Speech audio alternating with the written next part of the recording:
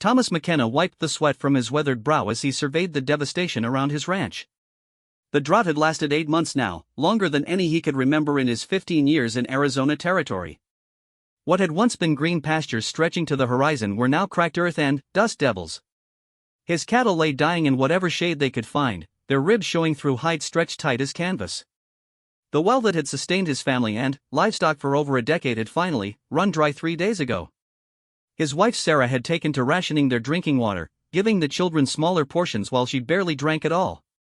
Their youngest, little Mary, had begun showing signs of dehydration despite Sarah's efforts to keep the children's needs met first. McKenna had built this ranch from nothing when he arrived in 1832, fresh from Ohio with dreams bigger than his wallet. He had married Sarah 2 years later when she arrived on one of the wagon trains, a schoolteacher seeking adventure in the frontier. Together, they had carved out a life that seemed impossible to those back east. They raised cattle, grew crops when the rains came, and built a modest but comfortable home that housed their 3 children, John, now 14, Elizabeth, 12, and Mary, just 8 years old. But nature had other plans. The drought began gradually, as these things always did. First, the spring rains failed to come. Then, the summer storms that usually brought relief never materialized. The creek that ran through their property slowed to a trickle, then stopped entirely. McKenna had tried everything he could think of. He drove his remaining healthy cattle to distant water sources, sometimes traveling for days. He dug new wells, going deeper than ever before, but found only dry sand and rock. The neighboring ranchers were in similar straits, but most had given up months ago. The Henderson family had packed up and headed back to Missouri. The Coopers had lost everything and were working as hired hands for the big cattle operations closer to Tucson. McKenna was one of the last holdouts, partly out of stubborn pride, partly because he had nowhere else to go. This ranch represented everything he had worked for, everything he had built for his family's future. As he stood looking over his dying land, McKenna noticed dust clouds on the horizon. At first, he thought it might be another family moving through, heading to California or Oregon.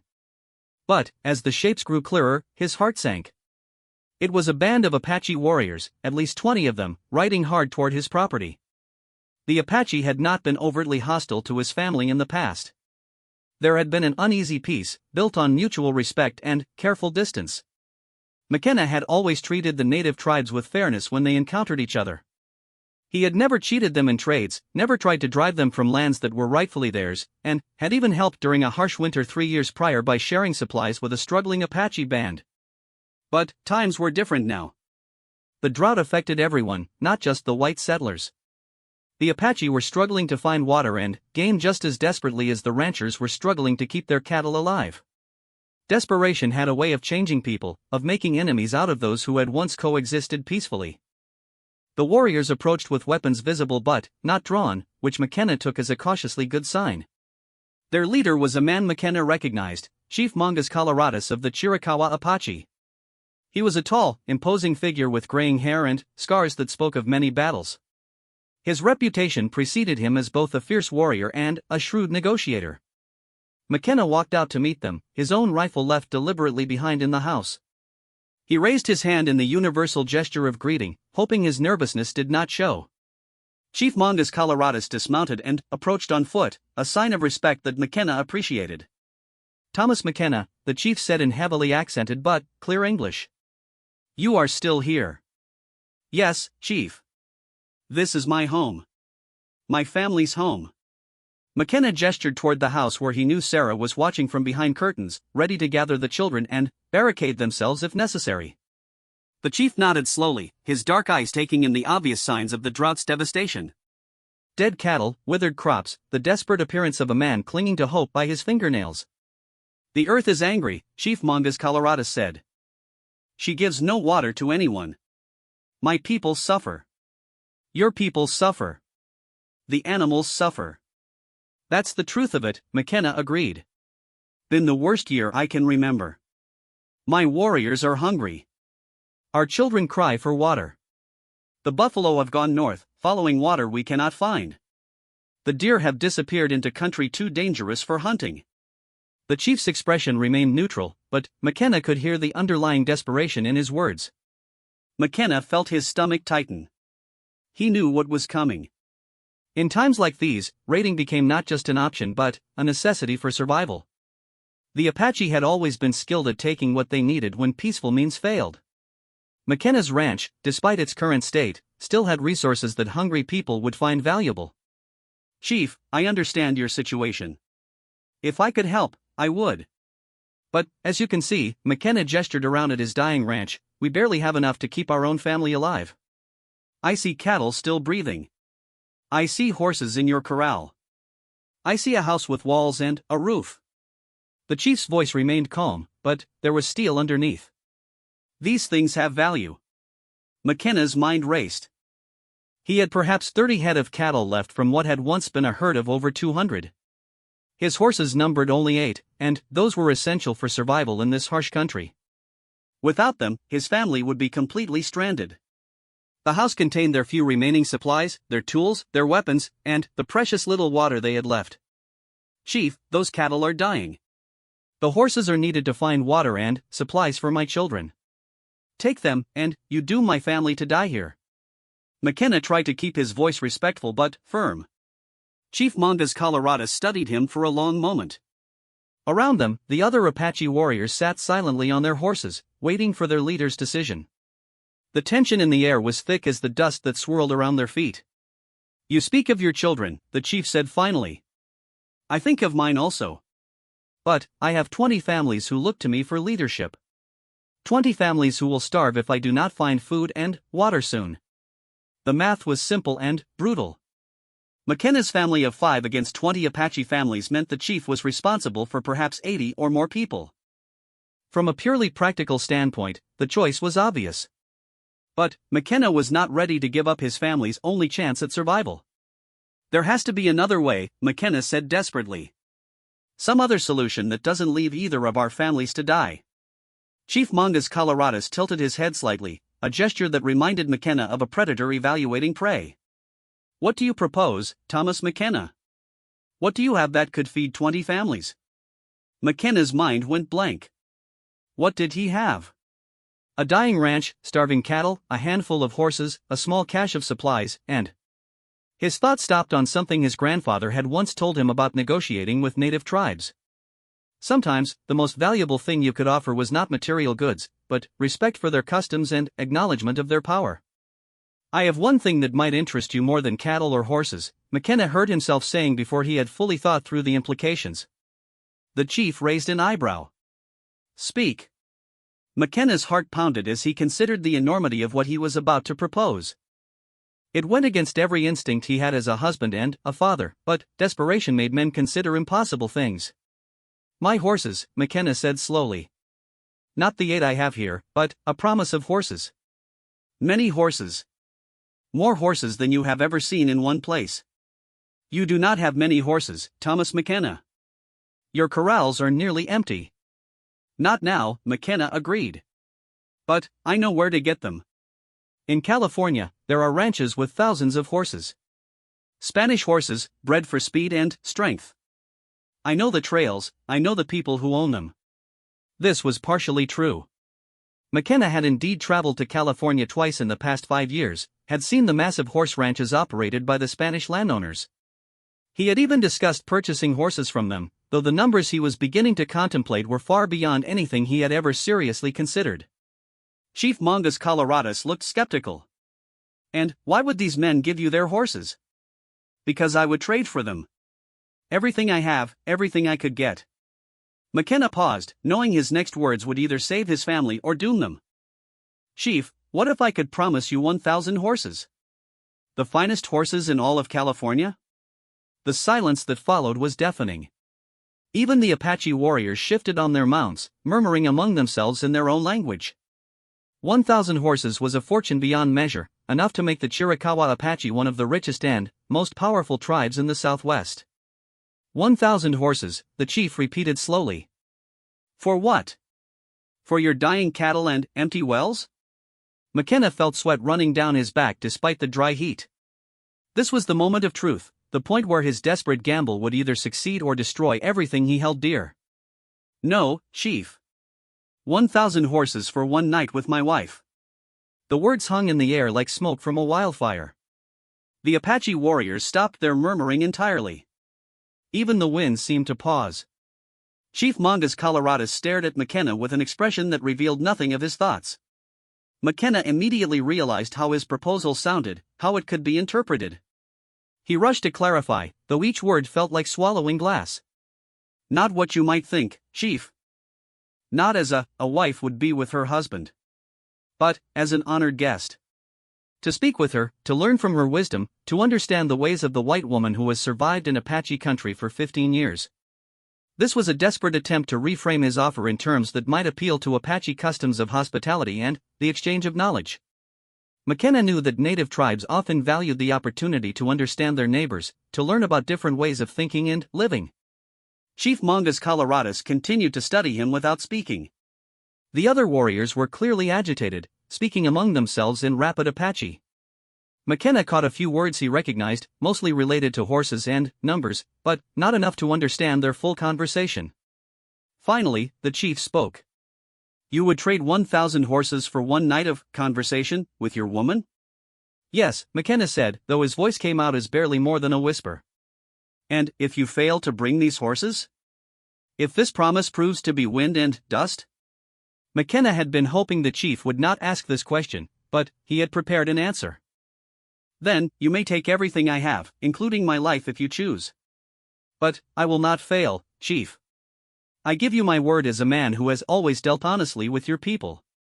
Chief Mongus Coloradus turned away from McKenna and spoke at length with his warriors in Apache. The conversation was animated, with several of the younger men clearly advocating for immediate action against the ranch. But, the chief seemed to be considering the longer-term implications of McKenna's extraordinary offer.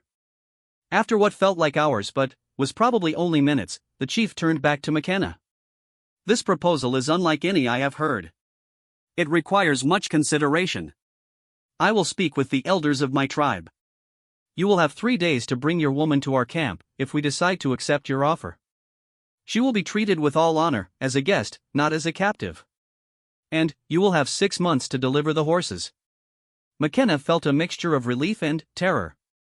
3 days to convince Sarah to participate in this insane plan. 6 months to somehow acquire 1,000 horses and transport them across hundreds of miles of dangerous territory. And if my wife refuses? McKenna asked. Then, we take what we need from your ranch today, and you and your family take your chances with the desert. It was not really a choice at all. McKenna nodded his agreement, knowing he had just committed himself and his family to an impossible task. Chief Mongus Coloradus remounted his horse. 3 days, Thomas McKenna. We will be camped at the place where the two rivers meet, south of here. You know the place. McKenna did know it, a traditional Apache gathering spot about 10 miles from his ranch. Yes, Chief. We will be there. The Apache band rode away as suddenly as they had appeared, leaving McKenna standing alone in the dust and silence of his dying ranch. As he watched them disappear into the heat shimmer, he wondered if he had just saved his family or condemned them all to an even worse fate. The sound of the front door opening made him turn. Sarah stood on the porch, her face pale but determined. Even from a distance, he could tell she had heard at least part of the conversation. The look in her eyes told him that the hardest negotiation of his life was still ahead of him. Sarah McKenna stood in the doorway of their modest ranch house, her calloused hands gripping the wooden frame so tightly her knuckles had turned white. She had indeed heard most of the conversation between her husband and Chief Mongus Coloradus, though she had initially hoped her understanding was wrong. The afternoon sun cast long shadows across the porch as Thomas walked slowly toward her, his shoulders carrying the weight of a decision that would change their lives forever. Sarah, Thomas began, but she held up her hand to stop him. I heard, she said simply. Her voice was steady, though Thomas could see the storm of emotions playing across her face. After 15 years of marriage, he knew every expression, every subtle shift in her demeanor. Right now, she was thinking, calculating, processing what his desperate proposal meant for their family. They stood facing each other in silence for several moments. Behind Sarah, Thomas could see their 3 children gathered in the main room of the house. John, their eldest at 14, had the serious expression of a boy forced to grow up too quickly by harsh circumstances. Elizabeth sat with her arm around 8-year-old Mary, both girls watching their parents with the wide-eyed awareness that something momentous was happening. Come inside, Sarah said finally. We need to talk about this properly.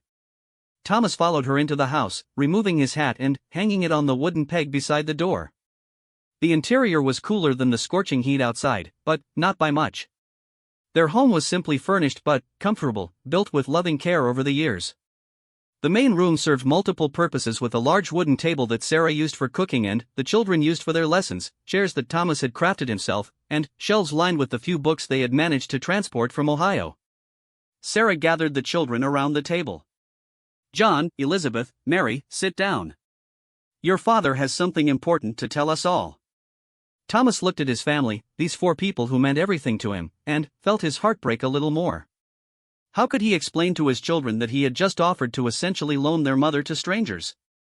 How could he make them understand that this impossible gamble was their only chance for survival?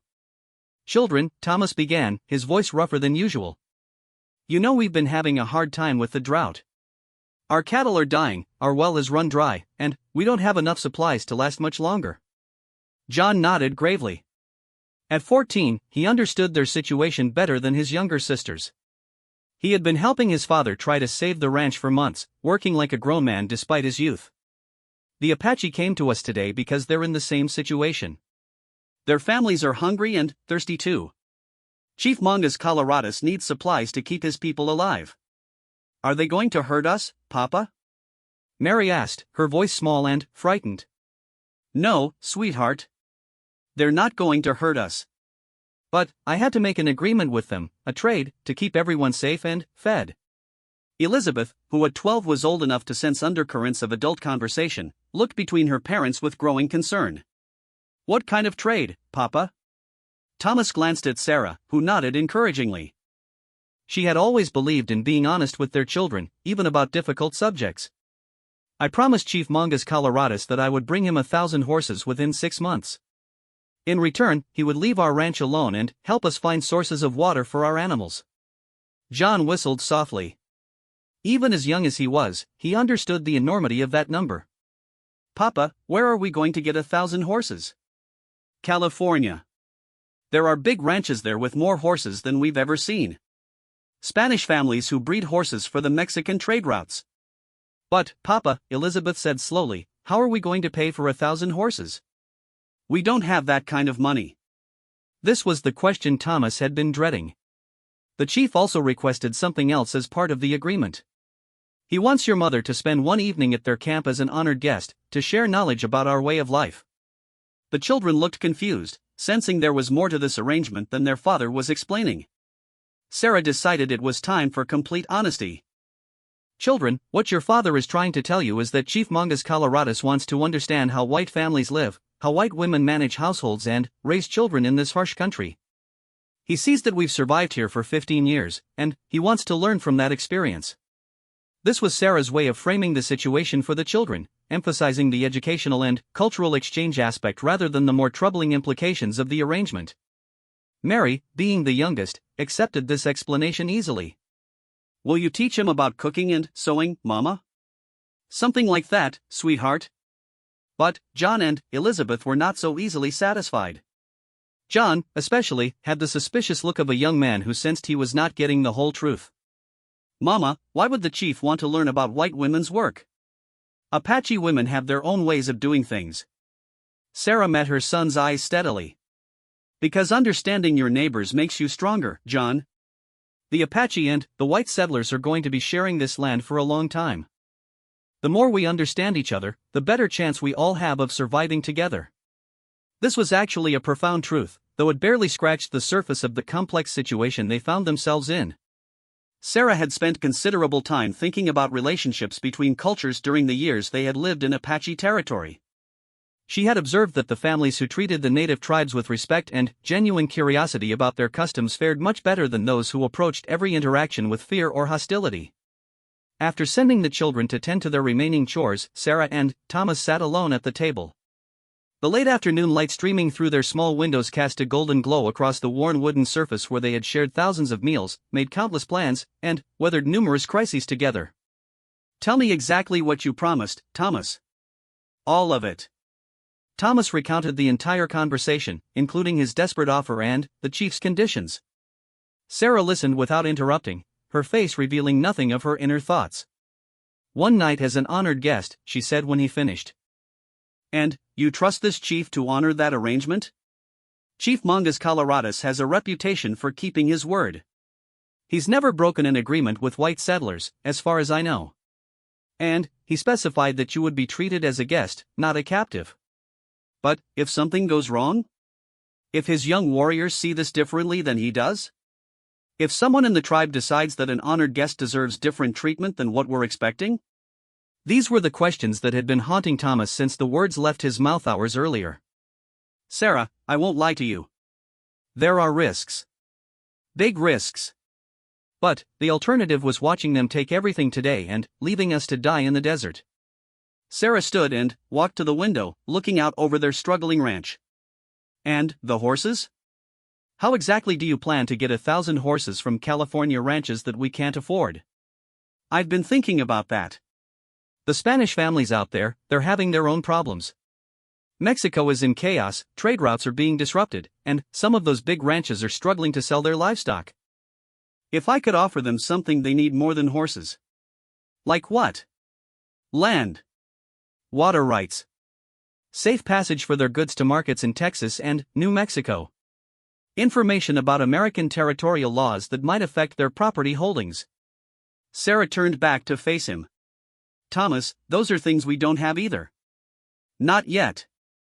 But, in 6 months, if we can survive that long, if we can maintain our ranch and our position here, we'd be in a position to broker those kinds of arrangements. We know people in Tucson, traders who move goods to El Paso and Santa Fe. We understand American law better than Spanish landowners do." It was an audacious plan, built on assumptions and possibilities rather than solid facts. But, Sarah could see the logic in it.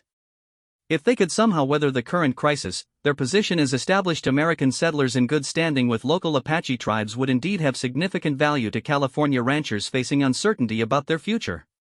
And, if it all falls apart? If the horses don't materialize, if the chief decides you've cheated him? Then, we die trying instead of dying from doing nothing. Sarah appreciated his honesty, even if it was not particularly comforting. She had always known that frontier life involved terrible choices, situations where every option carried the potential for disaster. This was simply the largest and most impossible choice they had faced yet. "There's another consideration, Thomas. What this arrangement does to our reputation among other white families. What people will say about a woman who spent a night in an Apache camp, regardless of the circumstances." Thomas had not fully considered this aspect, but he realized Sarah was right. Frontier communities could be harshly judgmental about women who stepped outside accepted social boundaries, even when survival was at stake. "We'll deal with that when we have to," Thomas said. "Right now, staying alive is more important than maintaining social standing." Sarah walked back to the table and sat down across from her husband. "I need to know something, Thomas. Did you make this offer because you truly believe it's our best chance for survival? Or did you make it because you were terrified and desperate and couldn't think of anything else?" The question cut straight to the heart of Thomas's motivations. He considered his answer carefully, knowing that Sarah would see through any attempt to minimize or rationalize his decision. "Both," he said finally. "I was absolutely terrified and desperate. But I also believe it might work. Chief Mongas Coloradus is known as a practical man who values intelligence and innovation over brute force. The fact that he's willing to consider such an unusual arrangement tells me he sees potential value in it." "Value in humiliating a white man by taking his wife?" "No. Value in forming an alliance with settlers who are willing to take extraordinary risks to honor their agreements. Sarah, if we can pull this off, if we can actually deliver those horses, it won't just save our lives. It could establish a relationship with the Apache that benefits both our peoples for years to come." Sarah studied her husband's face for a long moment. "You really believe that, don't you? You think this could be the beginning of something larger than just saving our ranch?" "I think it could be, yes. But, I also know I might be completely wrong. I might be risking everything we have for a fantasy." Sarah stood up again and walked to the cupboard where they kept their few remaining supplies. She pulled out a small bag of coffee beans, a luxury they had been saving for special occasions, and began preparing a pot of coffee over their small cooking fire. "Tell me about this place where I'm supposed to meet with the chief. What do you know about their camp? It's at the confluence of two seasonal rivers, about 10 miles south of here. I've been there before for trading. It's a traditional Apache gathering place, considered neutral ground. There are usually multiple families there, not just warriors. So there would be Apache women and children present? Yes, almost certainly. This seemed to reassure Sarah somewhat.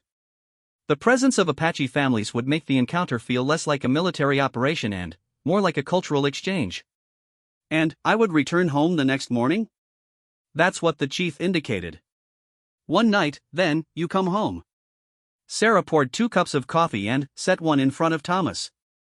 The rich aroma filled their small kitchen, a momentary reminder of better times and simple pleasures. Thomas, I need you to understand something.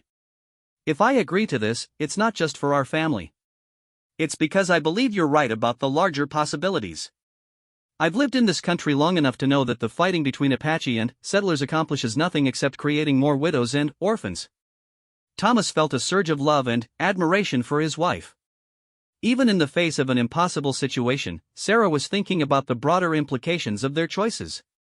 If there's a chance that this arrangement could create better understanding between our peoples, then it's worth the risk, Sarah continued. But I have conditions.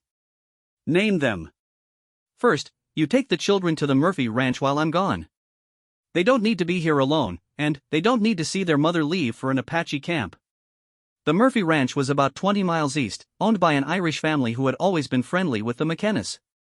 Thomas nodded his agreement. Second, if something goes wrong, if the arrangement is not what we expect, you don't do anything foolish to try to rescue me. You take care of our children. Sarah, I can't promise that. If they hurt you. Yes, you can promise that, and you will. Our children need at least one parent to survive this. Promise me, Thomas. He stared into his coffee cup, struggling with the idea of abandoning his wife if things went badly. But he knew she was right.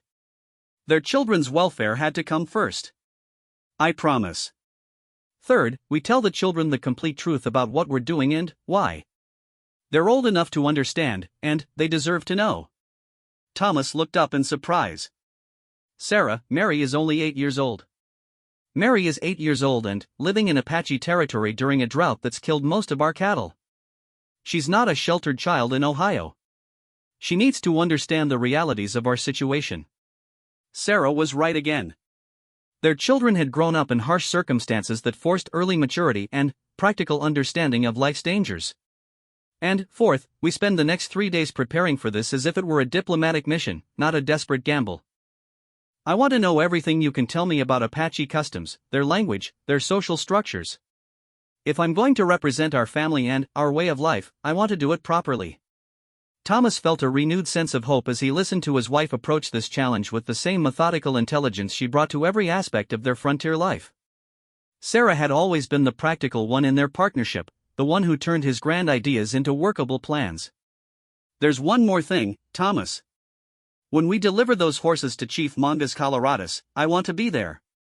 I want to see his face when he realizes that the white family who made this impossible promise actually kept their word.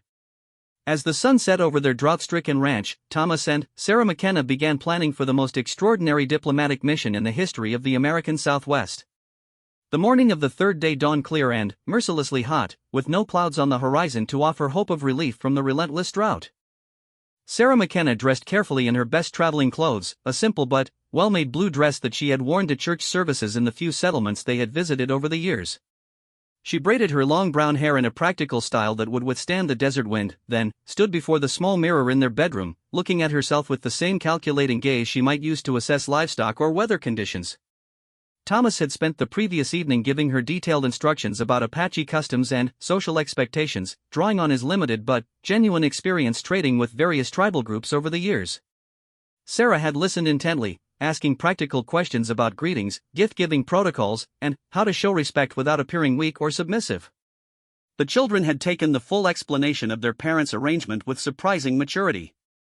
John, their 14-year-old, had initially been angry at the idea of his mother placing herself in potential danger, but Sarah's careful explanation of the diplomatic aspects of the mission had eventually convinced him. Elizabeth and Mary had focused mostly on the practical questions about where they would stay and when their mother would return. As promised, Thomas had arranged for the children to spend several days with the Murphy family, telling Patrick Murphy only that he and Sarah needed to conduct some urgent business related to their ranch's survival. Murphy, a practical Irishman who understood the harsh realities of frontier life, asked no unnecessary questions and welcomed the McKenna children into his large household. Now, as Sarah made her final preparations, Thomas hitched their best remaining horse to their small wagon. The plan was simple: they would travel together to within a mile of the Apache camp, then Sarah would continue alone as a demonstration of good faith and trust. Thomas would wait at a predetermined location until she returned the following morning. "Are you ready?" Thomas asked as Sarah emerged from the house carrying a small bundle containing gifts for Chief Mongus Coloradus and his family. "As ready as anyone can be for something like this," Sarah replied. She had chosen the gifts carefully based on Thomas's advice: a bolt of good cloth that could be used for women's clothing, a set of metal needles that would be valuable for sewing and leatherwork, and a small bottle of vanilla extract that she had been hoarding since their last trip to Tucson. The journey to the meeting place took most of the morning, traveling slowly to conserve their horses' strength in the heat. They followed a route Thomas had used many times for trading expeditions, across scrubland dotted with mesquite and palo verde trees, along dry creek beds that showed evidence of occasional flash floods, and through rocky passages that provided brief respite from the sun. As they traveled, Sarah found herself thinking about the extraordinary circumstances that had brought her to this moment. 15 years earlier, when she had first arrived in Arizona Territory as a young schoolteacher seeking adventure, she could never have imagined that she would one day be riding toward an Apache camp to participate in a diplomatic exchange that could determine her family's fate. The frontier had changed her in ways that her younger self could not have anticipated. The refined young woman who had left Ohio had evolved into someone who could butcher a steer, deliver a calf, treat injuries and illnesses with limited supplies, and maintain a household under conditions that would have defeated many of her contemporaries back east. She had learned to read weather signs, to identify edible plants, to preserve food without proper cooling, and to negotiate with traders, travelers, and neighbors from dozens of different cultural backgrounds. Most importantly, she had learned to make impossible decisions under desperate circumstances. This current situation was simply the most extreme example of a skill she had been developing for over a decade.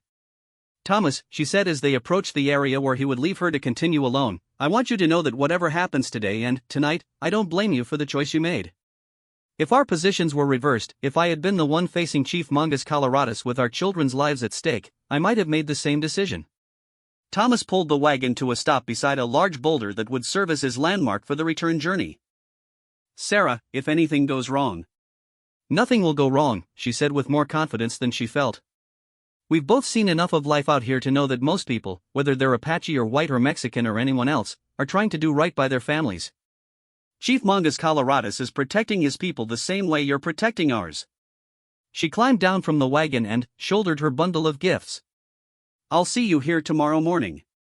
Thomas watched his wife walk away across the desert landscape, her blue dress a bright spot of color against the brown and tan of the drought-stricken countryside. She moved with the confident stride of a woman who had learned to navigate difficult terrain, both physical and social, during her years on the frontier. The Apache camp was larger than Sarah had expected, with perhaps 30 or 40 people including warriors, women, children, and elderly members of the tribe. The camp was situated in a grove of cottonwood trees near what had once been a flowing creek but was now mostly dry sand with occasional pools of standing water. Traditional Apache shelters, called wickiups, were arranged in a rough circle around a central area where cookfires and workspaces had been established. As Sarah approached the camp, she was met by two Apache women who had apparently been expecting her arrival. One was perhaps 40 years old, with graying hair and the bearing of someone accustomed to authority. The other was younger, probably in her 20s, with a child of about 3 years old clinging to her skirt. The older woman stepped forward and spoke in accented English. "I am Dostach, wife of Mongus Coloradus. You are the white woman who comes to trade knowledge for horses." Sarah had not expected to be greeted by the chief's wife, but she quickly adapted to this new dynamic. "I am Sarah McKenna. I am honored to be welcomed to your camp." Dostach studied Sarah with the same careful assessment that Sarah had seen in Chief Mongus Coloradus's eyes 3 days earlier. "My husband says you have lived 15 years in Apache country without trouble. This is unusual for white settlers." "We have tried to be respectful neighbors," Sarah replied. "Your people have been generous in allowing us to share this land." This response seemed to satisfy Dostach, who nodded approvingly. "Come. You will eat with us, and we will talk. Sarah was led into the camp proper, aware that she was the subject of intense scrutiny from every person present. Apache children peered at her from behind their mother's skirts, while warriors evaluated her with professional interest. But she detected no hostility, only curiosity about this unusual white woman who had come to their camp alone. The central area of the camp buzzed with activity despite the heat. Women were processing plants and preparing food, men were working on weapons and tools, children were playing games that seemed to involve considerable running and shouting, and elderly members of the community were engaged in various craft activities. It was, Sarah realized, a normal day in the life of a functioning community, not the military encampment she had half expected. Dostoevsky led Sarah to a shaded area where several women were working on what appeared to be basket weaving. Sit, the chief's wife instructed. Tell us about white women's work. Sarah settled herself cross-legged on a woven mat, grateful for her practical clothing choices. The request was so straightforward that it caught her off guard. She had been expecting some kind of formal ceremony or negotiation, not a simple invitation to share information about domestic life. What would you like to know? Sarah asked. The younger woman who had been present at Sarah's arrival spoke up. How do you preserve meat without proper drying weather? This was clearly a practical concern given the current drought conditions. Sarah spent several minutes explaining techniques for salt curing, smoking, and underground storage that she had learned through trial and error during her years on the ranch. The Apache women listened intently, occasionally asking clarifying questions about supplies and timing. And cloth, another woman added. How do you make cloth that lasts in this climate? Sarah found herself drawn into an extended discussion about textile preservation, dyeing techniques using local plants, and methods for repairing clothing with limited resources. The conversation was entirely practical, focused on the kinds of survival skills that women in harsh environments needed to master regardless of their cultural background. As the afternoon progressed, Sarah began to understand that this exchange was exactly what Chief Mongus Coloradus had requested, an opportunity for his people to learn from the experience of settlers who had successfully adapted to local conditions. The Apache were not interested in becoming like white settlers, but they were eager to incorporate any useful techniques that could help their own families survive and thrive. In return, the Apache women shared their own knowledge about local plants, weather prediction, and resource management.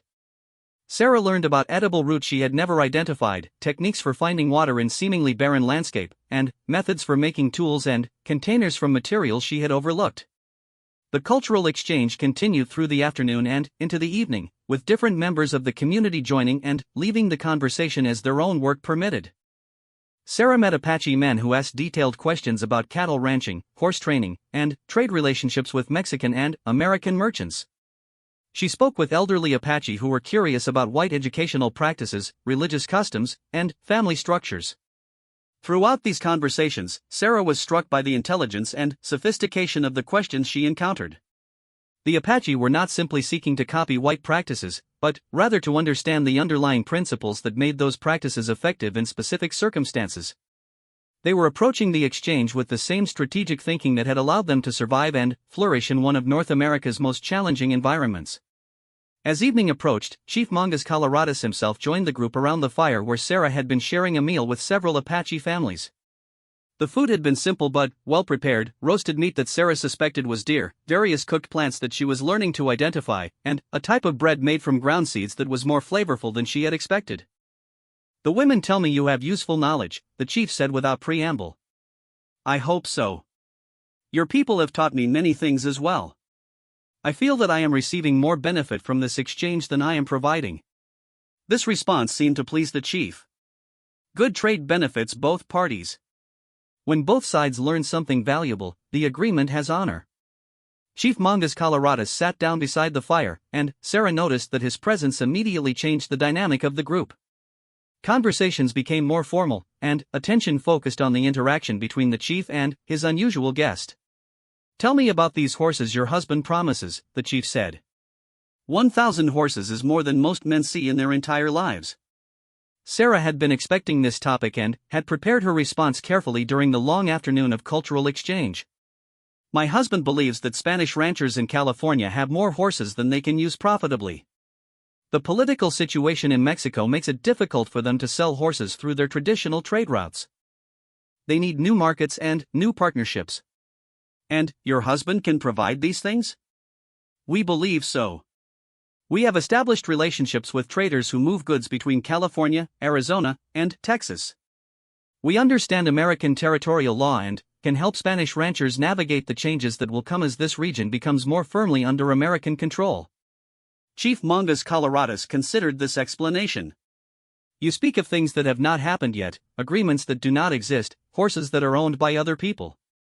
Yes, Sarah admitted. We are proposing a plan based on possibilities, not certainties. But the alternative was to have no plan at all. And if your husband's plan fails? If these horses never come to my people? Sarah met the chief's gaze directly. Then, you will have learned that the McKenna family cannot keep impossible promises. And we will have learned the cost of making them. The chief's expression remained neutral, but Sarah detected what might have been approval in his dark eyes. You speak honestly about uncertainty. Many white people make promises as if they control the future. We control very little, Chief Mongas Coloradas. The drought proves that every day. All we can control is our effort and our honesty. The conversation continued around the fire as full darkness settled over the camp. Other members of the tribe drifted in and out of the discussion, contributing their own perspectives on trade relationships, resource management, and the challenges of dealing with an unpredictable environment. Sarah found herself genuinely enjoying the intellectual challenge of these discussions. The Apache approached problems with a combination of practical wisdom and strategic thinking that reminded her of the best conversations she had enjoyed during her brief teaching career back in Ohio. These were people who thought deeply about complex issues, who considered long-term consequences of immediate decisions, and who valued learning from any available source. As the evening wore on, Sarah began to understand that her presence in the camp served multiple purposes beyond the immediate negotiation over horses. Chief Mongas Coloradas was demonstrating to his people that he could command respect from white settlers, that he could arrange beneficial exchanges without resorting to violence, and that he was always seeking new sources of knowledge that could benefit his community. For the Apache women and children, Sarah represented an opportunity to satisfy their curiosity about white settlers without the risks associated with more formal contact. For the warriors, her presence was a demonstration of their chief's diplomatic skills and strategic thinking. And, for Sarah herself, the experience was providing insights into Apache culture and capabilities that few white settlers ever had the opportunity to gain. She was beginning to understand that the common frontier perception of Apache as primitive raiders was not just wrong, but dangerously incomplete. These were sophisticated people with complex social structures, advanced survival skills, and strategic intelligence that could be either extremely valuable allies or formidable enemies. As the night deepened and the camp began to settle into quieter activities, Dostach approached Sarah with a bundle of woven blankets. You will sleep in my wickie up tonight, the chief's wife announced. In the morning, you will return to your husband with knowledge of Apache hospitality. Sarah accepted the blankets gratefully, realizing that she would indeed be treated as an honored guest exactly as Chief Mongas Coloradas had promised. As she settled into her temporary sleeping space, she reflected on the extraordinary day she had just experienced. Tomorrow, she would return to Thomas with much more than a successful completion of their desperate bargain. She would bring back a new understanding of their Apache neighbors, practical knowledge that could help her family survive the drought, and, most importantly, the foundation for a relationship that could benefit both communities for years to come. But, first, they would need to find a way to deliver 1,000 horses to one of the most powerful Apache chiefs in the Southwest. 2 weeks after Sarah's successful visit to the Apache camp, Thomas McKenna stood at the edge of his property watching the sunrise paint the distant mountains in shades of gold and red. The drought continued unabated, but something fundamental had changed in their situation. The immediate threat of Apache raids had been lifted, giving him breathing room to pursue the seemingly impossible task of acquiring 1,000 horses. Sarah had returned from her night with Chief Mongas Coloradas with valuable information and a new sense of purpose.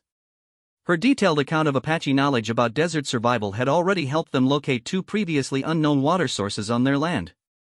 More importantly, her conversations with tribal members had provided insights into trade relationships and regional politics that could prove crucial for their upcoming venture. The chief's warriors mentioned something interesting Sarah had told him the morning after her return. There's been trouble with Mexican officials along the California trade routes. Spanish ranchers are having difficulty moving their horses to traditional markets because of political instability and increased banditry. This information aligned with Thomas's own understanding of the situation, gleaned from conversations with traders passing through Arizona territory. Mexico's ongoing political chaos was disrupting commerce throughout the Southwest, creating opportunities for enterprising Americans who could provide alternative trade arrangements. Thomas had spent the intervening weeks developing a plan that was audacious even by frontier standards. Instead of attempting to purchase horses outright, which would have been financially impossible, he proposed to establish himself as a middleman connecting California horse breeders with new markets in Texas, New Mexico, and even as far east as Louisiana. The key insight had come from Sarah's conversations with Apache women about resource management during difficult times.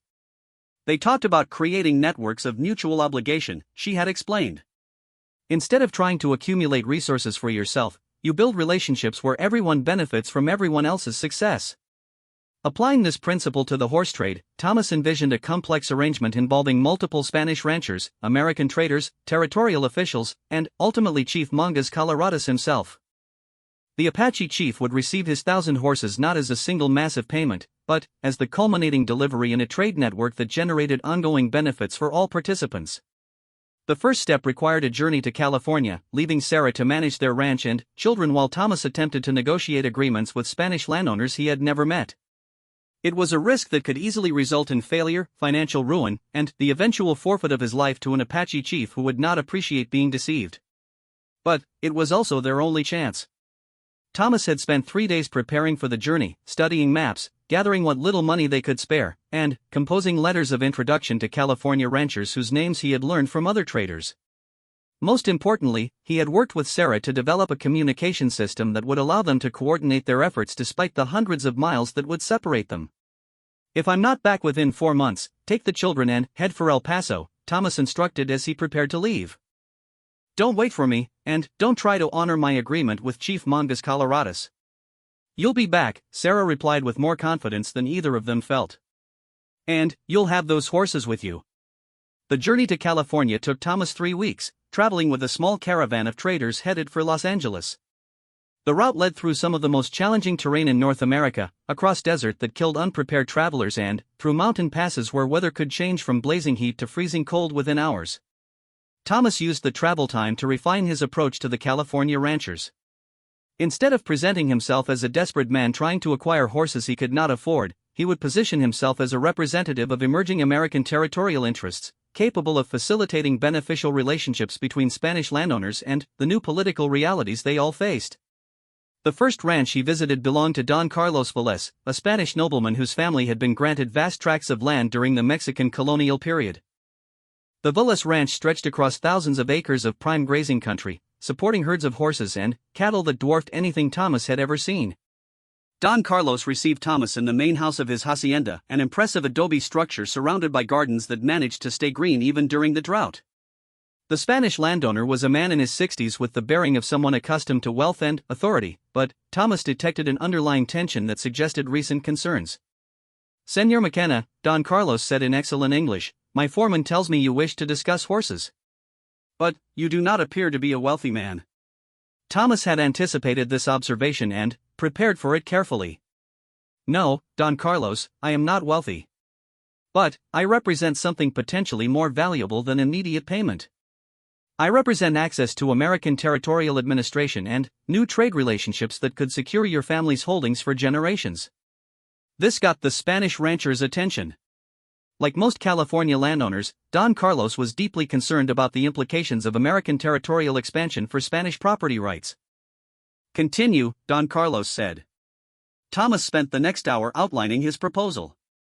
Instead of selling horses for immediate payment, Don Carlos would enter into a partnership arrangement that provided him with several valuable services: legal assistance navigating American territorial law, introduction to American traders seeking reliable suppliers, and, most importantly, a demonstrated relationship with local Apache tribes that could guarantee safe passage for trade caravans. "You are proposing that I give you horses in exchange for services you have not yet provided," Don Carlos observed. "I am proposing that we establish a mutually beneficial relationship where your success enhances my reputation, and my success provides you with ongoing advantages in dealing with American territorial expansion." Don Carlos considered this proposal while servants brought refreshments and the afternoon heat began to moderate.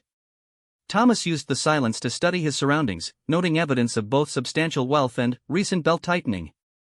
The hacienda was beautifully maintained, but he observed that some luxury items were missing, and the number of servants seemed smaller than the size of the operation would normally require. Senor McKenna, you speak of guaranteeing safe passage through Apache territory. This implies that you have influence with Apache leaders.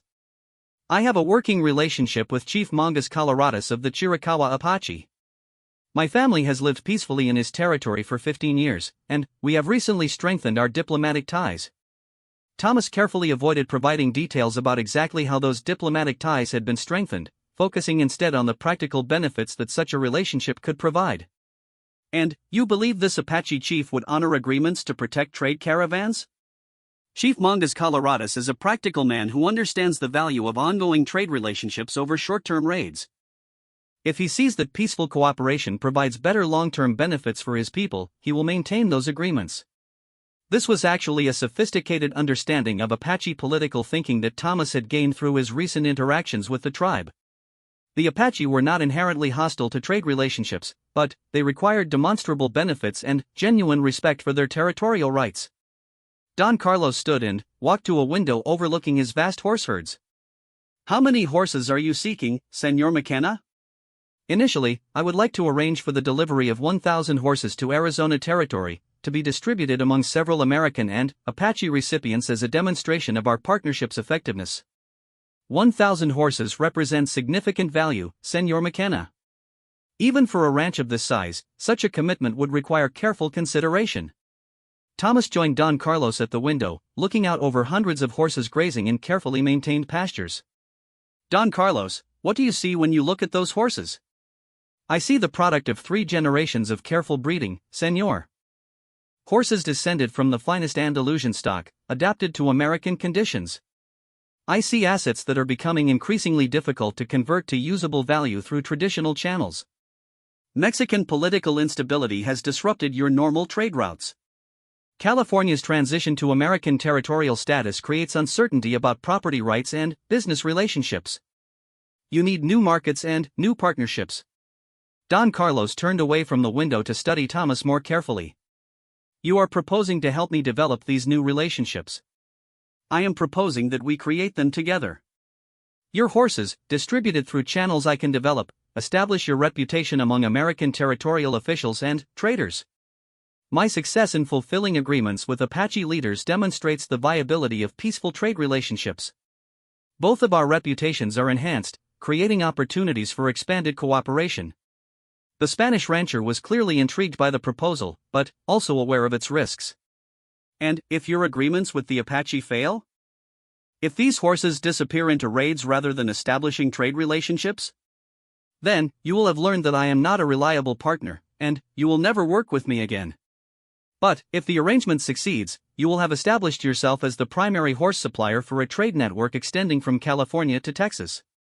Don Carlos returned to his chair and studied Thomas for several minutes without speaking. Outside, the sounds of ranch activity continued as workers attended to the daily tasks of managing thousands of animals across vast acreage. Senor McKenna, I will consider your proposal. But, I will need more than your word that you can deliver on these promises. I will need demonstration. What kind of demonstration? Take 100 of my horses to your Apache chief. If he honors your agreement and if you successfully establish the trade relationships you describe, we will discuss the remaining 900 horses. This was better than Thomas had dared to hope. 100 horses would be enough to demonstrate good faith to Chief Mongus Coloratus while providing a manageable test of his ability to organize and execute the logistics of such an operation. Done, Thomas said, extending his hand. Don Carlos shook it, sealing an agreement that would either establish the foundation for a revolutionary trade network or result in Thomas McKenna's death at the hands of an Apache chief who did not appreciate being deceived. Over the following weeks, Thomas visited 4 additional California ranches, using his initial success with Don Carlos as leverage to arrange similar agreements. Each rancher agreed to provide horses in exchange for services and trade opportunities rather than immediate payment, and each was willing to test the arrangement with smaller numbers before committing to larger deliveries. The logistics of moving horses across hundreds of miles of desert and mountain terrain proved to be as complex as Thomas had anticipated. He needed experienced riders, reliable supplies, knowledge of water sources and safe campsites, and, most importantly, guaranteed safe passage through territories controlled by various Apache bands. The solution came from an unexpected source. Among the Mexican vaqueros working on the California ranches were several men with extensive experience moving livestock across long distances. These men understood desert travel, horse management, and, importantly, they had their own relationships with native tribes along the trade routes. Thomas hired a crew of 12 experienced vaqueros led by a man named Roberto Sanchez, who had been moving horses and cattle between California and Texas for over 20 years. Sanchez understood both the practical challenges of the journey and the diplomatic complexities of dealing with territorial Apache bands. "Senor McKenna," Sanchez said as they prepared for departure, "this journey you propose is possible, but it requires respect for the people whose land we cross. The Apache, they are not bandits. They are protectors of their territory. If we show respect, if we follow their customs, they will allow us to pass." This aligned perfectly with Thomas's understanding of the situation. The key to success lay not in avoiding or fighting the Apache, but in demonstrating that the horse trade provided benefits to their community. The return journey began in early September, with Thomas and his crew driving 150 horses across terrain that tested both animals and men to their limits. The horses themselves proved remarkably hardy, descendants of stock bred for endurance and adapted to harsh conditions over generations. As they traveled, Thomas reflected on the extraordinary sequence of events that had brought him to this point. 6 months earlier, he had been a failing rancher facing the loss of everything he had built. Now he was leading a horse drive across the American Southwest, attempting to fulfill a promise that had seemed impossible when he first made it. The true test, however, still lay ahead. Everything depended on Chief Mangas Colorados's reaction to this first installment of horses, and Thomas's ability to demonstrate that ongoing cooperation would provide better long-term benefits than taking the horses and ending the arrangement. As they approached Arizona territory, Thomas began to believe that his impossible gamble might actually succeed. The dust cloud raised by 150 horses could be seen for miles across the Arizona desert, a brown plume against the brilliant blue sky that announced Thomas McKenna's return long before he and his crew came into view. Sarah stood on the porch of their ranch house, shading her eyes against the late September sun, watching her husband lead what appeared to be an impossible dream made manifest. The months of Thomas's absence had been filled with challenges that tested Sarah's resolve and resourcefulness.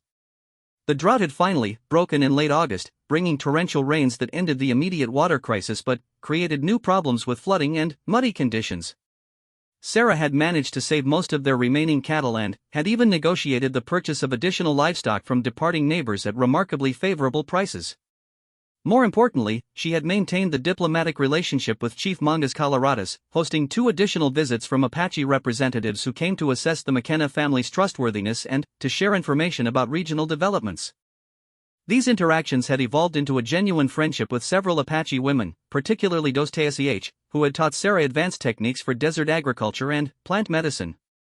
But nothing had prepared Sarah for the sight of her husband returning with what appeared to be a substantial portion of the horses he had promised to deliver. Thomas rode ahead of the main herd, his face burned dark by months of desert sun but wearing an expression of cautious triumph. Behind him, the crew of vaqueros he had hired managed the horses with professional skill, keeping the animals organized despite their obvious eagerness to reach water and rest. "Thomas!" Sarah called, running toward him as he dismounted near their corral. "You actually did it."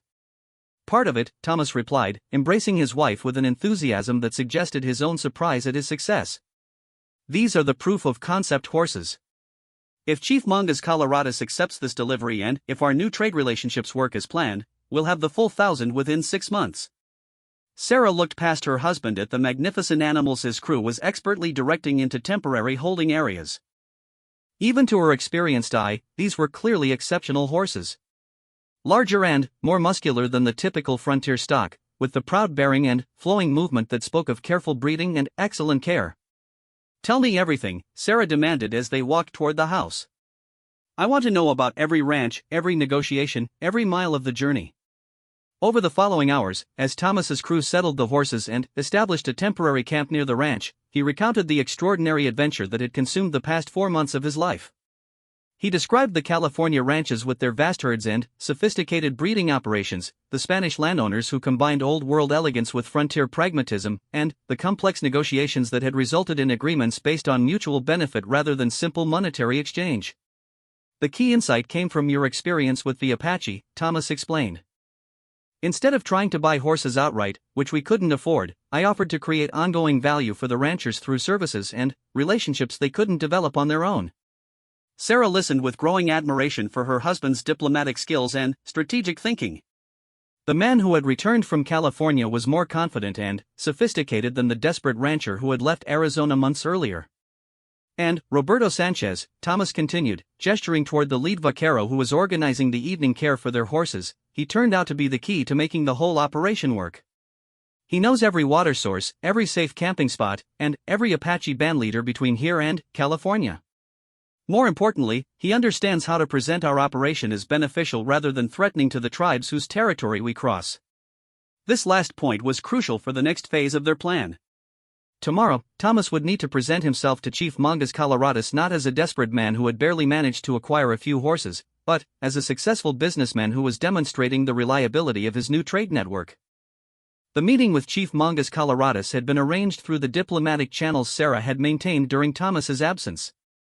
Instead of the informal encounter that had initiated their original agreement, this would be a formal presentation involving multiple Apache leaders and representatives from several Spanish ranches who had traveled from California specifically to witness the conclusion of this unprecedented arrangement.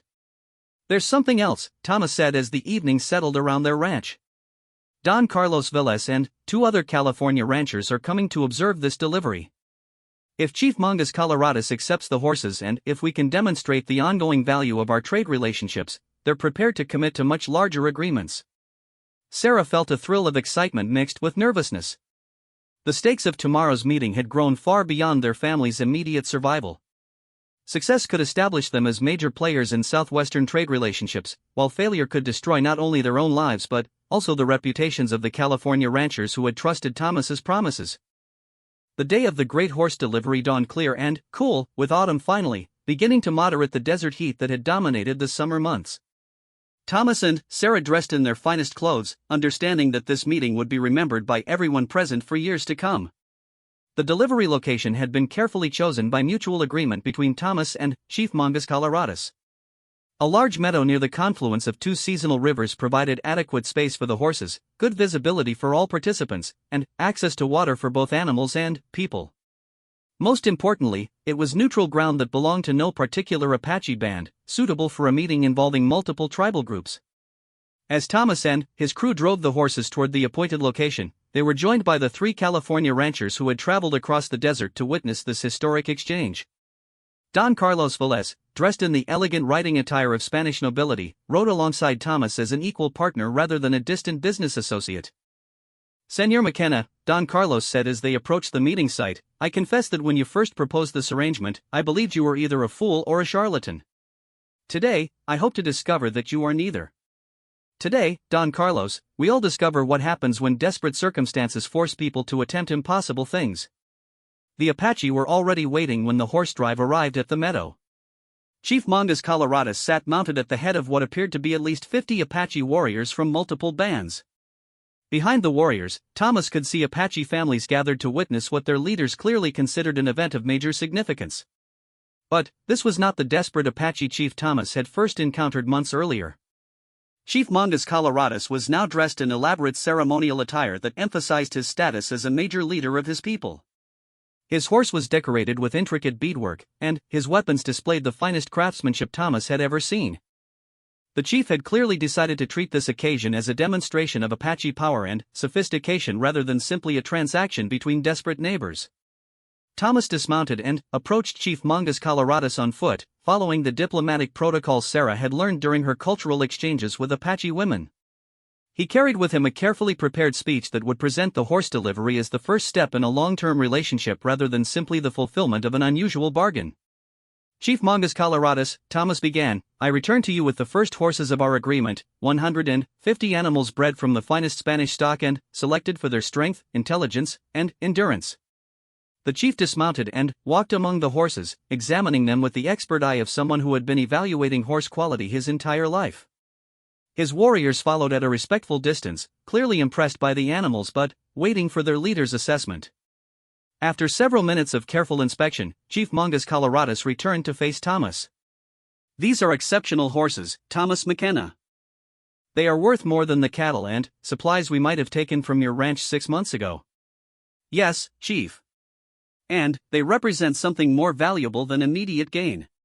They demonstrate that peaceful cooperation can provide better long-term benefits than raids or conquest." This was the crucial moment when their entire arrangement would succeed or fail. If Chief Mongus Coloradus accepted Thomas's interpretation of their agreement, it could establish a precedent for peaceful trade relationships throughout the Southwest. If he decided to take the horses and end the arrangement, Thomas would likely forfeit his life, and the fragile peace between Apache and settlers would collapse. Chief Mongus Coloradus spoke at length to his assembled warriors in Apache, clearly explaining the significance of this horse delivery and the implications for future relationships with white settlers. Thomas could not understand the words, but the tone suggested serious consideration of complex political and strategic issues. Finally, the chief turned back to address Thomas and the assembled California ranchers. "Thomas McKenna has kept his word.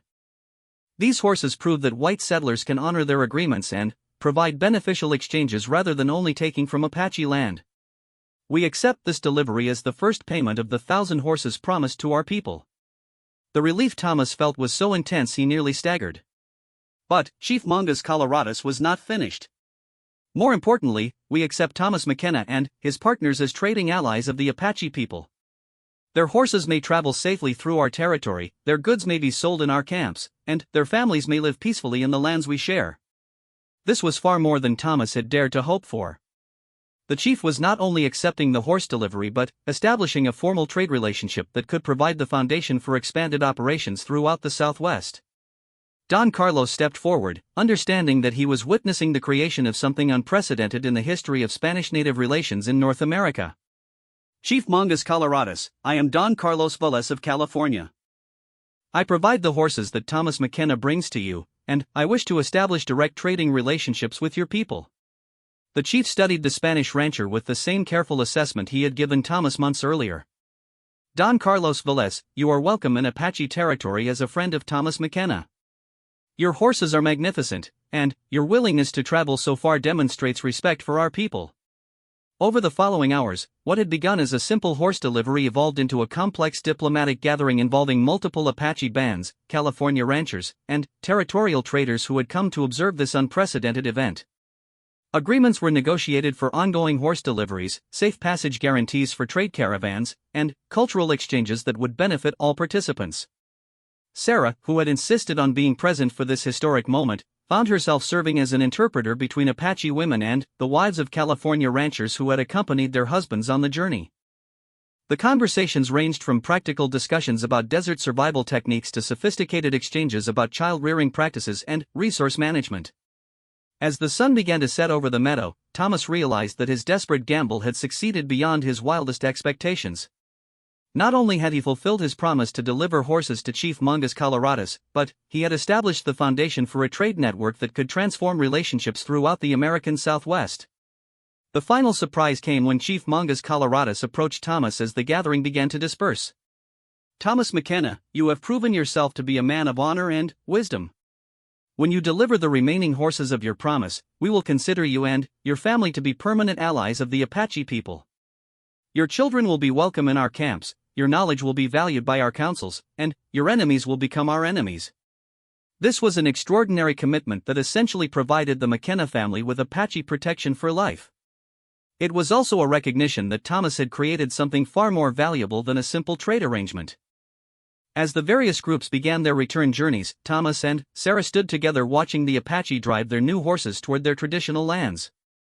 The animals moved with the flowing grace that had originally caught Thomas's attention in California, now adding to the wealth and power of a people who had learned to value peaceful cooperation over constant warfare. "Thomas," Sarah said as they prepared to return to their ranch, "do you realize what we've accomplished here?" "We've survived," Thomas replied. "Everything else is bonus." "No, Thomas. We've done more than survive. We've proven that impossible things can happen when desperate people choose cooperation over conflict." 6 months later, when Thomas delivered the final installment of horses to complete his promise of 1,000, Chief Mongus Coloradus would present him with a gift that demonstrated the lasting significance of their arrangement, a magnificent Apache-trained horse bred from the finest Spanish stock and trained according to ancient Apache methods. But that moment still lay in the future. For now, Thomas and Sarah McKenna rode home across the Arizona desert, having transformed a desperate gamble into one of the most successful diplomatic and commercial ventures in the history of the American frontier.